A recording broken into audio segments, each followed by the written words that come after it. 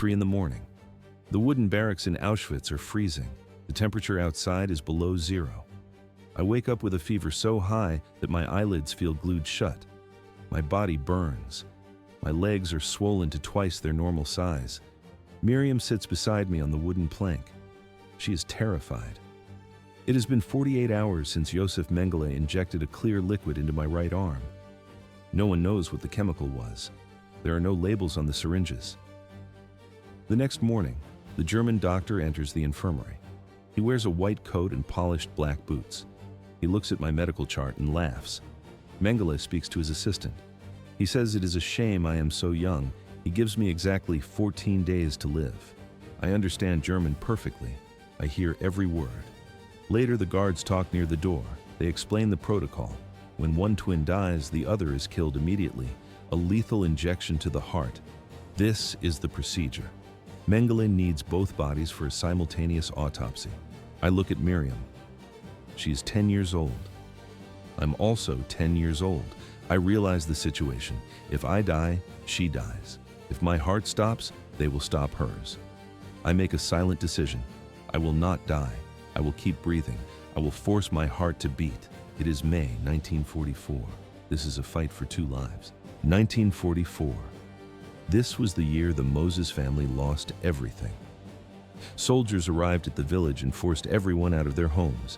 They marched the family toward the railway tracks. Jews from across the entire region stood there, waiting. Guards pushed them into wooden cattle cars. Why did no one resist? They were outnumbered and surrounded by steel. But the reality was simpler. They had no idea where the tracks led. The cars were packed tight. 100 people squeezed into a space meant for 8 horses. There was no room to sit. There was no water. The air grew thick and stagnant. For days, the train moved west. The only sound was the rhythmic clanking of iron on metal. The train stops. The heavy wooden doors slide open. This is not a transit station. This is Auschwitz-Birkenau. A rush of freezing air hits the passengers. It feels like a physical blow. Eva Mozes is 10 years old. She steps onto the platform and smells something metallic and heavy. It is the scent of burning flesh. The footage from the era shows the scene, a sea of striped uniforms and bayonets. The noise is deafening. Thousands of people scream names, searching for brothers and parents.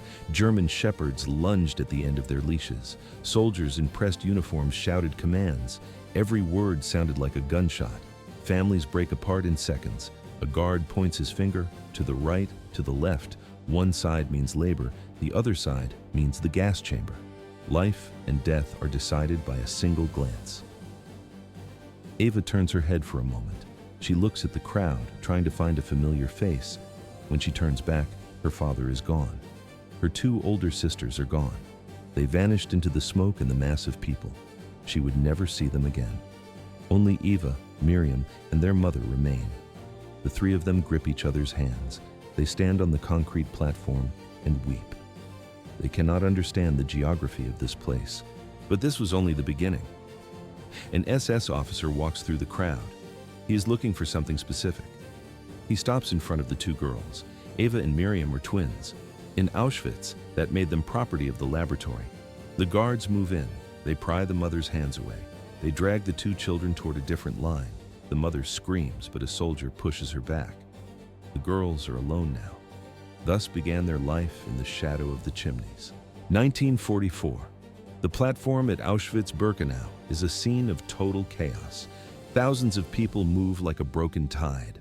Families are crushed together. Heavy steam from the locomotive fills the air. The smell of soot and sweat is overwhelming. A man in a gray-green uniform runs through the crowd. He does not look at the elderly or the weak. He pushes past prisoners and guards. He is searching for something specific. He shouts one word over and over. Zwillinge, Zwillinge, twins, twins. The soldier stops abruptly. He stands directly in front of the 2 girls. His gaze is cold and clinical. He looks at their faces, then their hands, then their height. It is the look of a scientist finding a missing component. Are you twins? He demands an answer. The mother stands between them. She hesitates. She looks at the mud on the soldier's boots and the whip in his hand. She feels a sudden, sharp instinct of danger. Something is wrong with this question. Is it good? She asks the question in a low voice. She wants a sign of hope. The guard gives a short nod. Yes, it is good. The mother speaks the word. Yes. Everything moves faster now. An invisible gear turns. A second soldier appears from the smoke. He does not speak. He does not look the mother in the eye. He grabs her shoulder and shoves her toward the right. Other guards grab the girls and pull them to the left. The sound of the platform is a wall of screams. Eva reaches out. Her fingers brush against her mother's coat, then catch only air. She watches her mother disappear into a sea of striped uniforms and bayonets. No words are exchanged. No goodbyes are permitted. 30 minutes. That is how long it took. In half an hour, Eva lost her father, her older sisters, and her mother. Her entire world was dismantled on a concrete slab. Now, only Eva and Miriam remain. They stand alone. They hold hands so tightly their knuckles turn white. They are surrounded by barbed wire and the stench of burning fat. They do not know it yet, but they have been selected. They were not chosen for survival. They were chosen for the laboratory. The man who was screaming had a name. He was Josef Mengele. Josef Mengele, doctor, SS officer, one of the most notorious criminals in human history. He was obsessed with twins. This was more than an interest. It was a ritualistic fixation that guided every step he took inside the Auschwitz concentration camp. Why was he so focused on these children? The answer lay in a twisted vision of the future. Mengele believed studying twins would unlock the secrets of genetics. He wanted to use that knowledge to engineer a superior race. To do this, he needed a constant supply of living human subjects. He needed bodies to manipulate, compare, and eventually destroy. At Auschwitz, he had unlimited access to this resource. The data is precise. Records from the Auschwitz Museum archives confirm the scale. Mengele conducted experiments on approximately 1,500 pairs of twins. Fewer than 200 individuals survived. This number defines the level of horror. Eva and Miriam Mozes were part of this group. They became known as Mengele twins. At the time, they did not understand the title. Later, the weight of those words would define their entire lives. Every morning followed a rigid routine. Mengele conducted a head count. He needed to know exactly how many subjects remained in his inventory. He checked who was still alive and ready for the next round of measuring, probing, or scarring. The footage from the era is silent but clear. In the frame, children stand completely naked. The lights in the laboratory are cold and bright. The children are forced to remain still for hours. There is no privacy. There is no dignity. At first glance, it looked like a medical examination, but in reality, it was a factory of pain. Mengele did not just observe. He recorded every inch of their bodies with calipers and scales. He compared the shape of their ears and the color of their eyes. If one twin died, the other became useless for comparison. Often, the second twin was killed immediately to facilitate a simultaneous autopsy. The children lived in a constant state of biological surveillance. Their existence was reduced to a set of measurements on a clipboard. They were no longer humans. They were data points. There was no turning back for those on his list. The experiments continued until the subjects broke or the war ended. Most did not make it to the end. Josef Mengele moved slowly. He observed the subjects, took notes, and evaluated them. He did not look at people. He inspected objects. Eva Mozes Kor faced two primary types of experiments. The first took place on Mondays, Wednesdays, and Fridays. Guards took Eva and her twin sister Miriam to a specialized room. They were stripped naked. They remained in that state for up to 8 hours. Doctors measured every part of their bodies. They measured height, skull shape, limb circumference, and facial angles. They compared one sister to the other. They searched for perfect symmetry or slight differences. The scene was clinical. The camera shows white coats, calipers, and clipboards. Every detail went into endless tables. These files contained only numbers. The human suffering behind the data was ignored. But this was only the beginning. On Tuesdays, Thursdays, and Saturdays, the routine changed. This was the blood laboratory. The technicians worked with speed. They tied both of Eva's arms with firm restraints. They tightened the tourniquets until the blood flow stopped. They extracted large quantities of blood from her left arm. They continued until she became weak. They continued until her vision blurred. Then, the second phase began.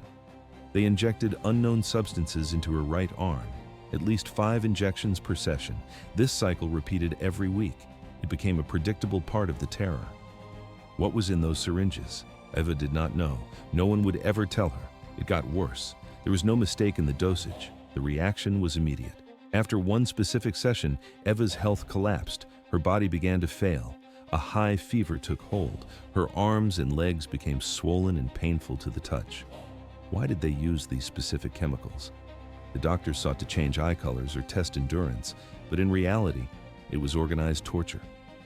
The footage shows Eva lying on a thin mattress. She could barely breathe. The fever did not break. She became a living data point in a ledger. The experiments continued. There was no turning back. Thus began her longest day.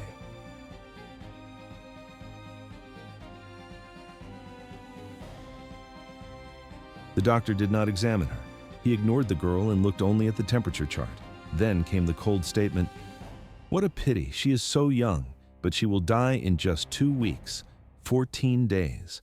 Eva was 10 years old when she received this death sentence. The events of those 2 weeks defy simple description.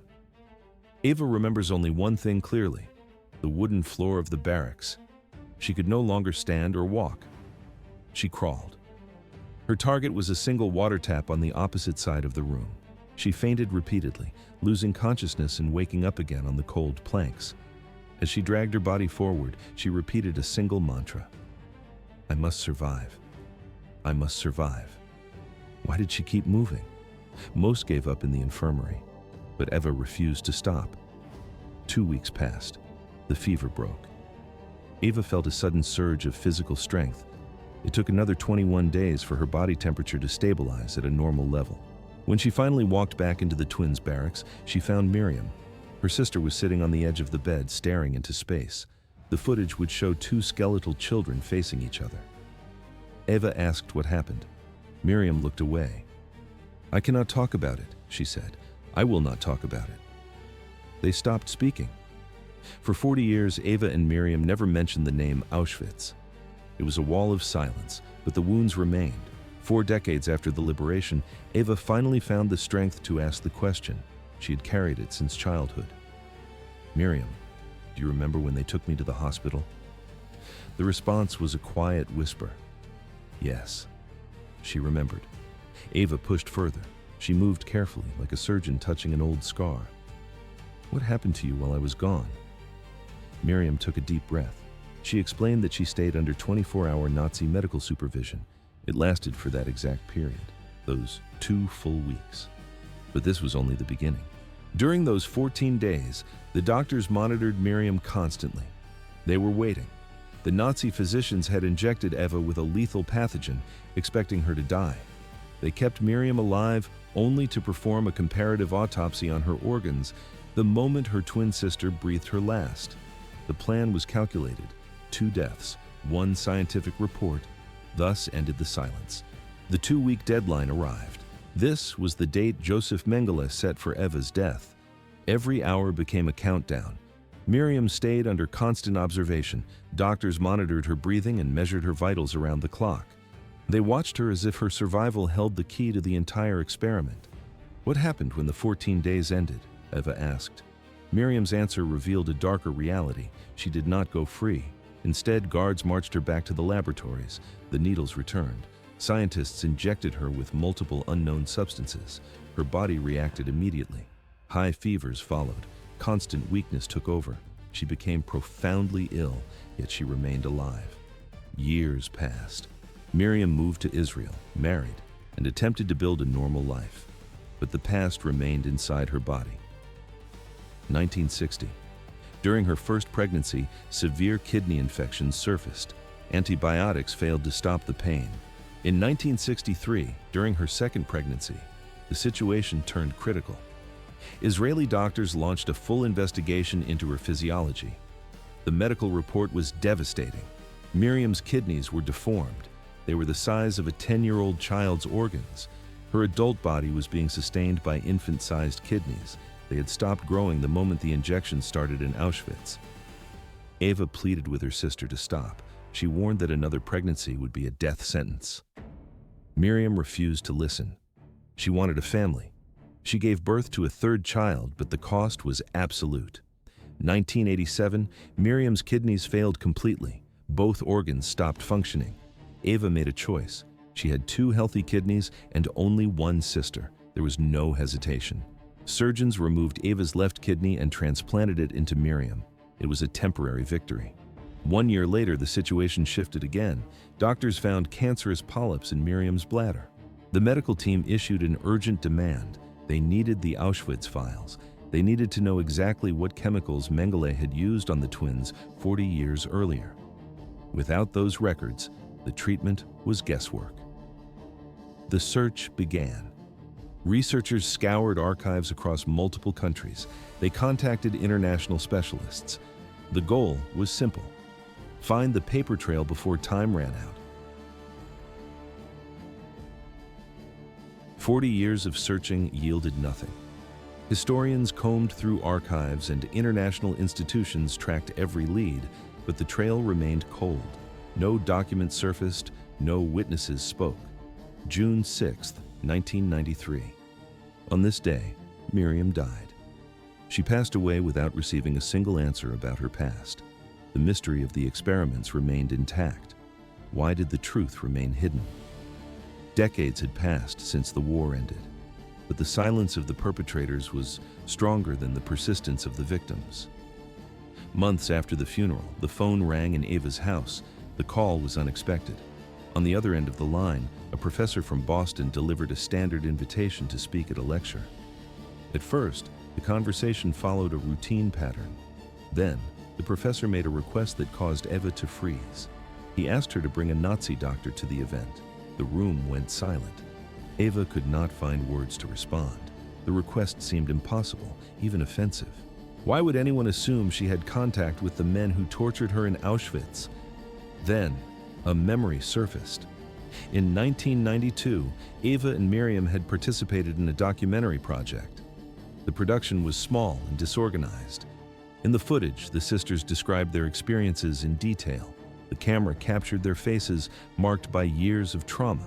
The archives of that project contained a lead they had previously overlooked. It was a name, a location, a connection to the medical block. Events accelerated. What began as a strange request from a professor turned into a new investigation. Eva realized the search was not over, but this was only the beginning. The path led toward a man who had successfully vanished into the civilian world. He was no longer a soldier in a uniform. He was an old man living a quiet life.